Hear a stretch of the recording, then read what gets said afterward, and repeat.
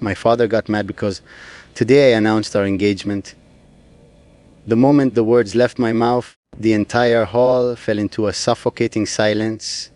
The chandeliers above us trembled as if even the light feared what I had just said. My father's eyes turned to ice, sharp, burning, unforgiving. For the first time I saw not a king, but a man betrayed by his own son. His voice didn't rise, it didn't need to. The disappointment in his gaze was louder than any thunder. He looked at me as though I had torn apart centuries of royal bloodline with one simple declaration, that I chose love over duty. He stood slowly, his ringed hand gripping the edge of the table so hard I thought the marble would crack. "You shame this family," he said, his tone calm but lethal. "You shame this crown." I wanted to tell him that love is not shame, that you are not shame, but my throat refused to move. I could only stand there, watching the fury I had awakened spread across his face like wildfire. My mother gasped quietly, my brother lowered his gaze, and still I stood, unflinching, unrepentant, because for once I had spoken truth.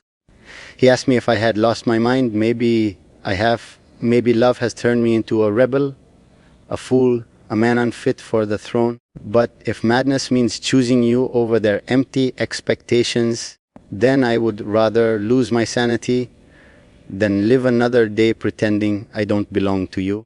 My father's rage grew with every word I refused to take back. He called you names I will not repeat. He said you are beneath us, unworthy of the crown, unworthy of me. That was when I realized the true nature of this palace. It's not built of stone and gold. It's built of arrogance. I tried to explain, to make him understand that my heart is not a political tool, that you are not a mistake. But the more I spoke, the colder he became. He sees everything in terms of legacy, alliances, and power. He cannot comprehend that love could be sacred enough to defy all of that. In his world, marriage is a contract.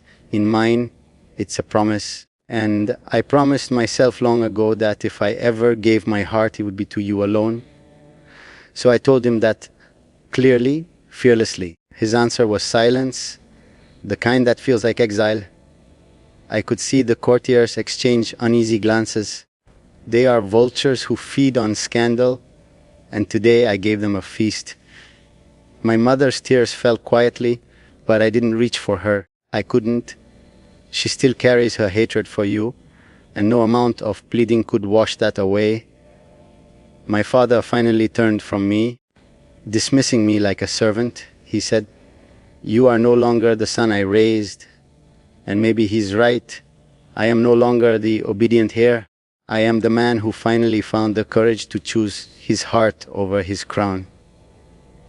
When I walked out of that hall, every eye followed me, some in shock, some in pity, some in admiration. But I felt none of it. I only felt relief. For the first time, the air tasted free. I thought of you, of the way your eyes would have widened if you'd heard me say those words aloud. I imagined the way your lips might tremble, torn between fear and joy. And for a moment, I smiled, because no matter what happens now, they all know, the whole kingdom knows. You are mine and I am yours. And now, as the night falls and the palace walls tighten around me like chains, I am not afraid. I know there will be consequences, exile, perhaps war within my own blood, but I would face all of it again for you. Because today, I did something my father never could. I chose love over legacy. And though the crown may slip from my head, I have never felt more like a king than I do now. The night after that announcement, the palace turned into a storm. I could hear the fury moving through the corridors, the hurried footsteps of advisors, the sharp tones of my father's counsel, the hiss of my mother's anger breaking through the walls. They spoke my name like it was a curse. Every corner of this palace that once welcomed me now feels like an enemy. I am not a son tonight. I am a scandal, a threat to the dynasty they built with pride and lies. And yet, beneath all that noise, I feel strangely calm. Because at least now, the truth is no longer hiding in shadows. They tried to summon me to explain myself before the council, but I refused. I have no explanation to offer for love. It does not fit inside their laws or titles. I will not reduce what we share to something they can measure in alliances or dories. When I told my father that, his voice broke through the door like thunder. You will regret this, boy. Maybe I will. Maybe I already do. But not because I love you, because I cannot protect you from the storm I just unleashed. I sent a messenger to you that night, someone I trust, someone who moves quietly through the dark. I asked him to tell you to stay hidden for a while, to keep away from the eyes of the court. I know my father's wrath. I know how far it can reach. He will not strike me directly. No, that is not his way. But he will try to destroy you to make me kneel. I cannot let that happen. If I have to burn every bridge between me and this kingdom to keep you safe, then so be it. My mother came to me at dawn. She looked tired, older, as if the night had stolen something from her too. Her voice was soft, but every word carried venom. You've ruined yourself, she said. You've ruined us. I looked at her and wondered if she ever truly understood what ruin is. Ruin is a life without love. Ruin is waking every morning to a kingdom of glass and pretending it is gold. I wanted to tell her that I had finally chosen something real, but I knew she wouldn't hear it. To her, love is weakness, something unworthy of a crown. By evening, guards had been posted outside my chambers. They say it's for my protection, but we both know it's a cage. My father is planning something, exile perhaps, or an arranged marriage to erase the scandal. They think they can silence me with threats and walls, but they've already lost their hold. You are the fire that burned through their control, the reason I can no longer kneel before duty. I would rather be a prisoner for love than a free man bound to emptiness. As I write this, the world outside my window is quiet.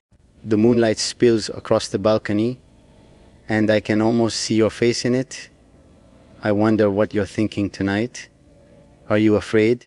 Are you proud of me? Or do you wish I had stayed silent to protect us both? Whatever your thoughts, know this: I do not regret what I did. Even if this kingdom turns to ash, even if my name is erased from every stone in this palace, I will never regret loving you openly. For once, I spoke your name not as a secret, but as a vow. Tomorrow I will face my father again. I know there will be consequences, there always are, but I will not bow. I have lived my whole life obeying the rules of others, and all it gave me was emptiness. You gave me meaning, you gave me something to fight for, so let them rage, let them plot. I am ready, because no matter what they take from me, the throne, the title, even my blood, they cannot take what has already become a part of my soul. You.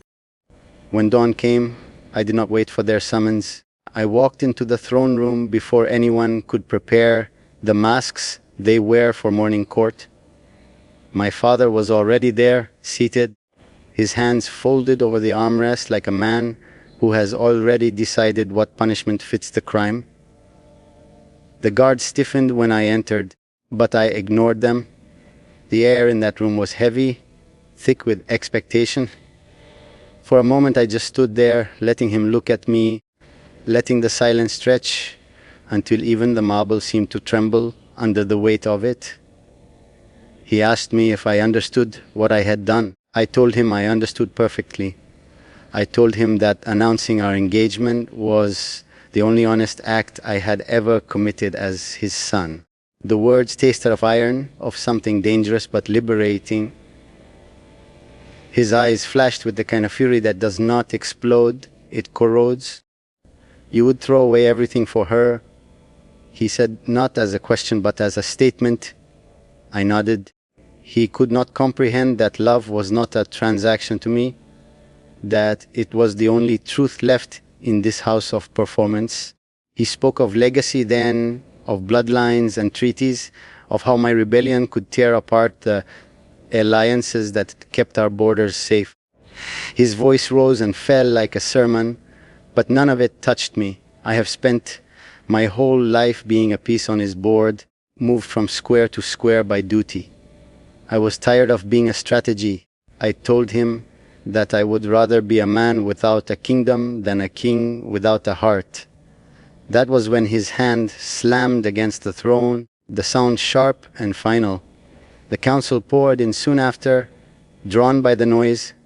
They lined the walls like vultures, eager to see a prince fall. My mother arrived last. Her face was pale, her lips tight. She would not meet my eyes. My father declared before them all that the engagement was void, that he would not allow this marriage to stain our name. I laughed softly, but it echoed. I told him that no decree of his could erase the promise I made to you. The court gasped. The ministers shifted uneasily.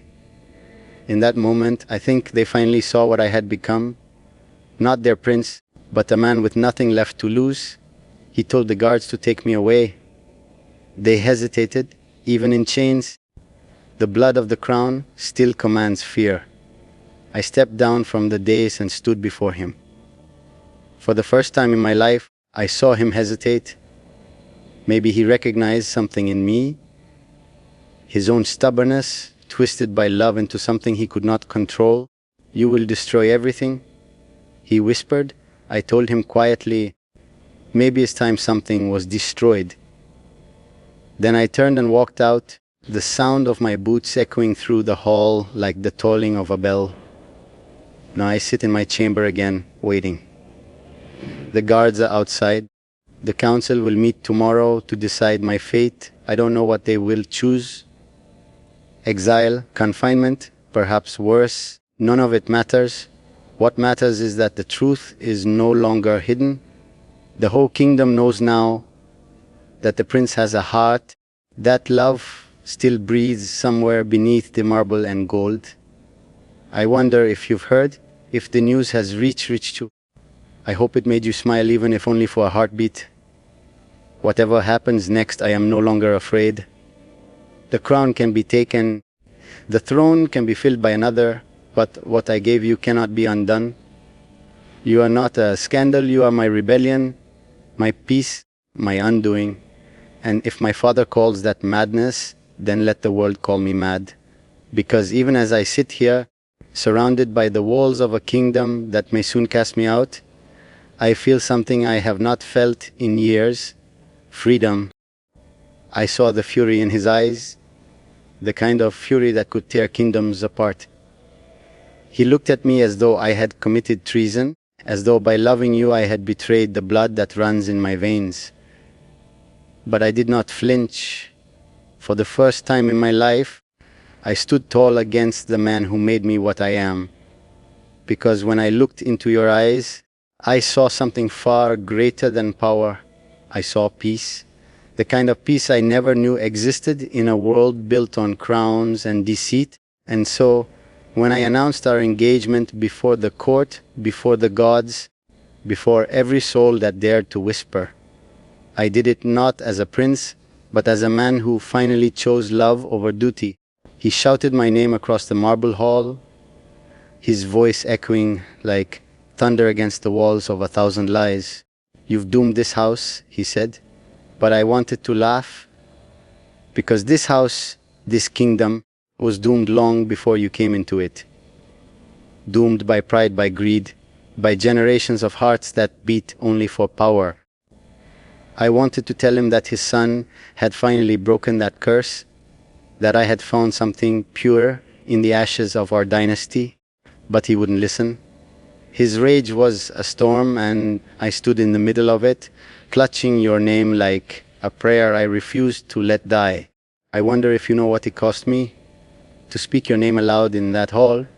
Every noble, every advisor, every servant froze. The silence that followed could have split the earth in two. My father's crown nearly slipped from his hand. The queen lowered her gaze as if ashamed of my audacity, but I did not tremble, because in that silence I felt something divine, the weight of truth breaking centuries of chains. You, my forbidden one, became my truth in a world built entirely on lies. I walked out of that throne room with my head high, even though I could feel every daggered stare slicing through my back. My father's voice followed me, promising disinheritance, disgrace, destruction. I almost turned, not because I feared him, but because a small part of me still wished he'd understand that love is not rebellion, it's salvation, that in loving you I am not destroying this kingdom, I'm redeeming it. But some men are blind to light because they've lived too long in shadows. And yet even in this chaos, even with the kingdom trembling under my decision, I do not regret it. I would announce our engagement again, louder, clearer, even if it meant watching the palace burn behind me. Because what is a crown if it keeps me from you? What is a throne if it demands that I rule without a heart? They can strip me of titles, but they cannot strip you from my soul. I have already given you the part of me that no empire could ever claim. Tonight, the court whispers that I've gone mad. They say I've fallen under a spell, that you've bewitched me. Perhaps they are right, because only something beyond human reason could make a man defy an entire empire. You are my madness, my clarity, my undoing, and my rebirth. If loving you is a curse, then let it be eternal, for I would rather burn with you than live a lifetime gilded in emptiness. And tomorrow, when the sun rises and the kingdom prepares for war against its own heir, I will not hide. I will walk out into the courtyard, look my father in the eye, and say it again, I choose her.